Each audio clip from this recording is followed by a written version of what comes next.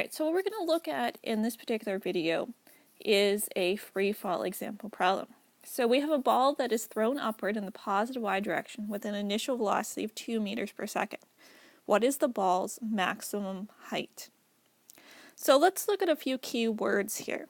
The ball is being thrown upward. So this means that it is leaving the Earth's surface. So that means the only force acting on it is going to be the force due to gravity. So that gives us a clue as to what our acceleration will be. It'll be the acceleration due to gravity. So remember, in this particular unit, all we're focusing on is the motion after that initial velocity is given. We're not going to worry about where the hand or the bat or whatever caused this ball to have that initial velocity of 2 meters per second. We care about what happens afterwards and once again before it hits the ground again. We're not supplying any forces here within this problem other than the force due to gravity. So that tells us what our acceleration is going to be. So our acceleration is going to be equal to a negative 9.8 meters per second squared. So remember, in these problems, no matter whether the ball is being thrown up or the ball is being thrown down, the acceleration due to gravity is going to be negative because the force due to gravity is always pulling us down towards the Earth's surface. Alright, we also know, looking at here, what the velocity is. So we know what our initial velocity is. So we can write down that variable, v initial, is equal to 2 meters per second. And we want to know what the ball's maximum height is.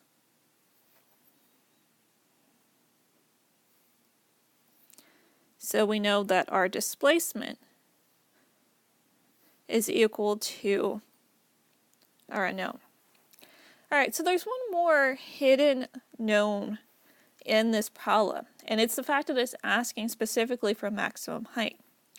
So our ball here, moving upward, is given this initial velocity of 2 meters per second. But our negative 9.8 meters per second squared is going to decelerate the ball. So that means that as the ball goes up,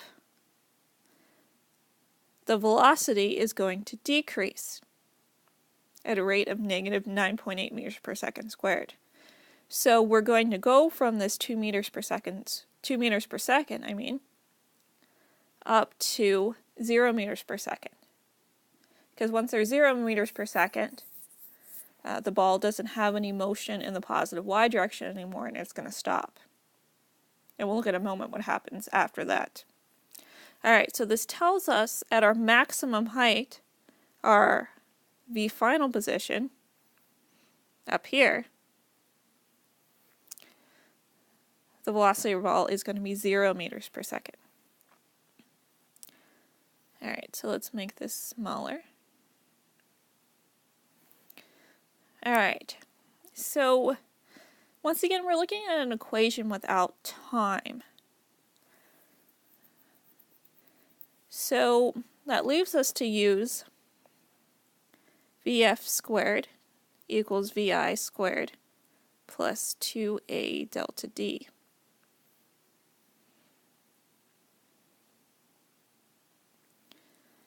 Alright, so our final velocity is going to be 0 meters per second. Our initial is 2 meters per second. And our acceleration is negative 9.8 meters per second squared. To make this a little bit smaller. And then more times are unknown. Alright, so I can subtract our 2 meters per second quantity squared from both sides.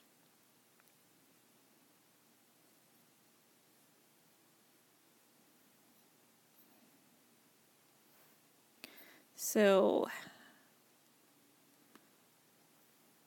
this will give us a negative is equal to,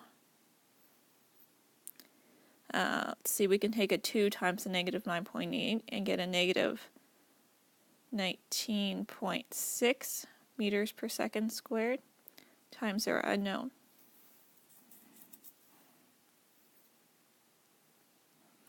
Alright, so we need to square this.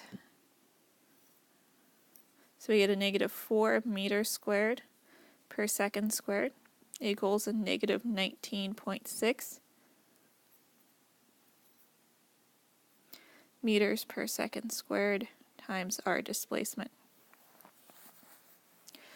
Alright, so now we can divide both sides by the negative 19.6 meters per second squared.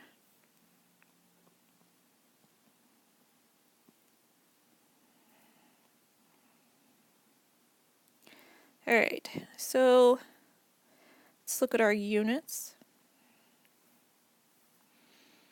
Alright, so we have meters squared per second squared divided by meters per second squared. So we flip our second fraction and multiply. So our second squared cancel out and one of our meters cancels out. Alright, so we need to take 4 divided by 19.6.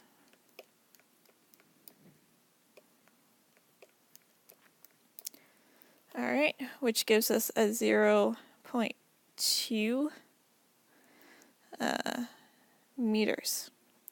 So this ball is only going to go about 20 centimeters into the air before it's stopped by the acceleration due to gravity. So its velocity is going to decrease until it's 0, which causes it to stop in the air. Alright, so we know once it stops in the air, though, that it's not going to just remain motionless. The force due to gravity is going to then pull it back down towards the surface. So let's extend this problem and look at what happens, or how long does it take to reach its original position. Alright, so I'm going to open a new slide.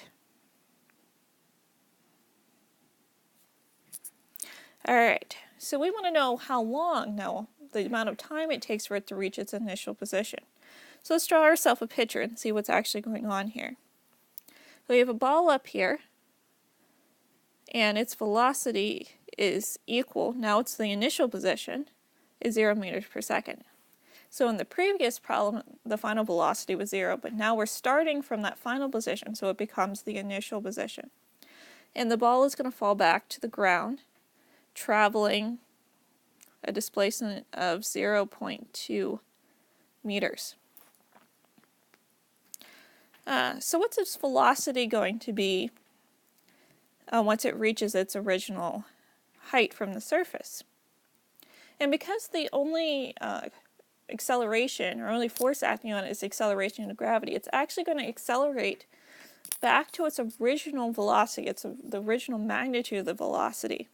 But it's now going to be in the opposite direction.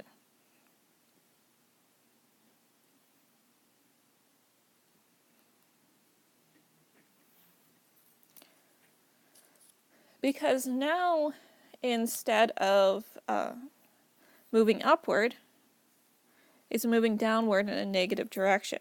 So once again, remember, this is the velocity before the person catches it again, right before it hits that person's hand. Alright, so we have initial velocity, we have final velocity, we have a displacement, and we need to know what time is. So that means we have a couple of options that we can actually look at. Alright, so let's make this smaller. Alright, so let's see, what are our options here? We have VF equals VI plus AT. So we know final, initial, and acceleration. Don't forget our accelerations are negative 9.8 meters per second squared. We can also use the fact that our displacement equals VIT plus 1/2 AT squared. And this equation doesn't look as complicated as it could be to solve for time, because remember, our initial velocity is 0, so that means that this entire term just cancels out. Alright, so if we choose to use our first equation here, we know that V final is -2 meters per second. V initial is our 0 meters per second plus the -9.8 meters per second squared times time. So this means that we can rewrite this, dropping the 0, as a -2 meters per second is equal to a -9.8 meters per second squared times time. Alright, so what we're going to look at now is we need to divide both sides by the -9.8 in order to isolate the time.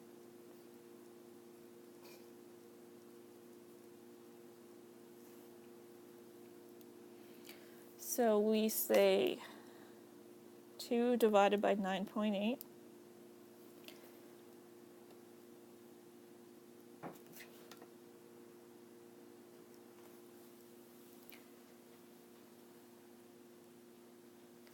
is 0.2, and let's look at our units.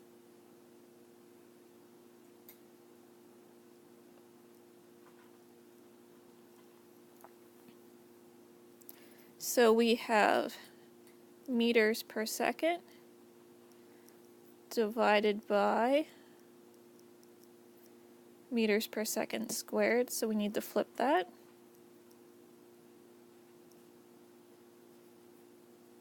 So our meters cancel out this time, and we're left with one of our seconds. So our units in this case is seconds. So it takes 0.2 seconds for the ball to go from its maximum height here back to its original position. So let's look at this a different way. Make this really small. X. What happens if we instead had used this equation? Alright, so our displacement is 0.2 meters, and this is going to equal our 0 meters per second times our unknown plus 1/2